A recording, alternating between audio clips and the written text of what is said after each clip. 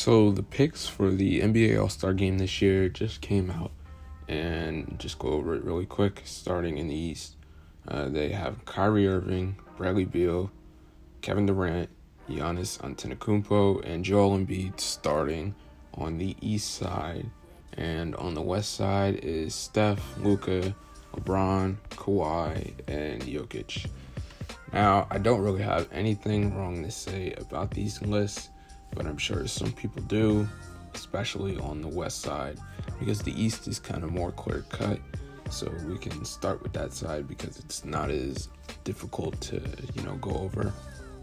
Everyone from Bradley Beal, Kevin Durant, Giannis, and Embiid, I think everyone pretty much agrees with, unless you have like a really out there pick. But, Bradley Beal averaging 35 this year. He is clearly a pick for the All-Star game, despite how the team is playing, but they've been playing a little better so far as late. Kevin Durant, of course, a starter for the team, his comeback year. He's playing awesome in Brooklyn, off an Achilles injury, and he got voted captain for the team, which is, I could see that coming. Even though I don't have him for MVP, I could still see him as a captain due to his popularity and all the things that he's doing this season. Giannis, again, another no-brainer. It's Giannis. He was the captain for the past 2 years on the East team. And Joel Embiid, my MVP, clearly the best center in the East. There is no competition, kind of like it is in the West. The only thing that really people are contemplating is Kyrie, because it could be Jaylen Brown and it could be James Harden, who's actually starting in that spot. Jaylen is having a better season right now than Tatum, so that's why it's not Tatum. But Jaylen is averaging 26 points on 5.5 rebounds and 3.6 assists.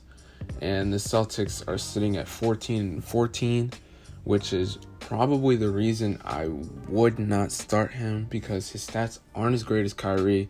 Even though Kyrie had that whole debacle, missing some games, when Kyrie shows up to play, it is a show. He's the best showman in the NBA. So Kyrie missing games doesn't really affect my pick, especially for the fact that the Celtics are sitting at 14-14 so far this year, and the Brooklyn Nets are not sitting at 14-14. They're 18-12. So kind of have to give that nudge to Kyrie over Jaylen Brown in that regard. As for James Harden, he's averaging 24.5 points on 7.3 rebounds on 11.3 assists with the Brooklyn Nets so far this year. And that's where I kind of have it's hard to pick one or the other, because Kyrie's averaging 28 points, 4.6 rebounds, and 5.7 assists. Obviously more points and less, assists and rebounds and all that stuff. You can't even see where Kyrie compares to the rest of the league. In his points per game, it doesn't count because he hasn't played enough games. So yeah, I don't know. I might go James Harden right there. I think I picked him when I voted because he's averaging 11.3 assists, which is first in the league. He's playing really well for Brooklyn. When he was just with Kevin Durant, they were playing amazing. It was like they had never stopped playing together when they were playing in OKC. So I kind of like James Harden over there, over Kyrie for that pick. But I can't necessarily be mad at Kyrie for the pick. So moving over to the West side, it is Steph Curry, Luca, LeBron, Kawhi, and Jokic. This side is where I think people will have some trouble. Again, with the guard picks, Steph Curry and Luca. I don't really think people are arguing Steph Curry that much, but I could see where they want to argue it. Steph is having a great season again, another comeback season. The Warriors would be nowhere close to where they are without him. He was completely carrying them. He has a bunch of 30-point games. And he's super popular as a player. So I don't really see him missing out on a starter position. Luca is the one people are talking about. Luca right now, he's averaging 29.1 points on 8.6 rebounds and 9.4 assists, which is third in the league. And the Mavericks, they're not playing great basketball this season. Like, they're not playing awesome basketball.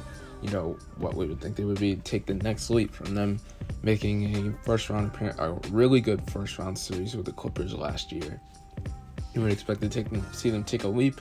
They have dealt with injuries to Porzingis and other players, so that kind of affects it.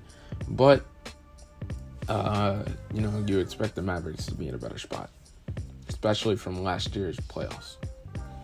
Now, the people they're arguing that should be in this spot, the two guys I've seen the most are Damien Lillard and Donovan Mitchell, and we can start with Donovan Mitchell, averaging 24 points on 4.4 rebounds and 5 assists.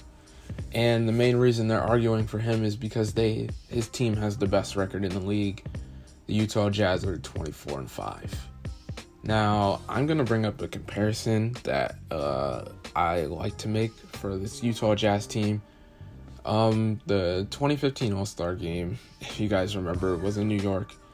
And that Eastern Conference All-Star team, the Atlanta Hawks were the best team in the league, best record in the league. And they had 4 players in the All-Star game. And they had the coach the All-Star team.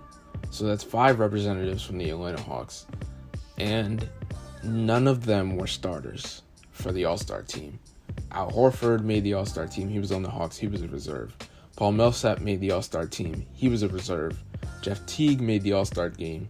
He was a reserve. And Kyle Korver made the All-Star game. He was also a reserve.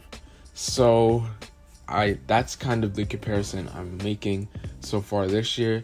There's clearly better players. Like, on that team, LeBron made the All-Star team. Pau Gasol was having a really good year. Carmelo, Kyle Lowry, and John Wall in 2015.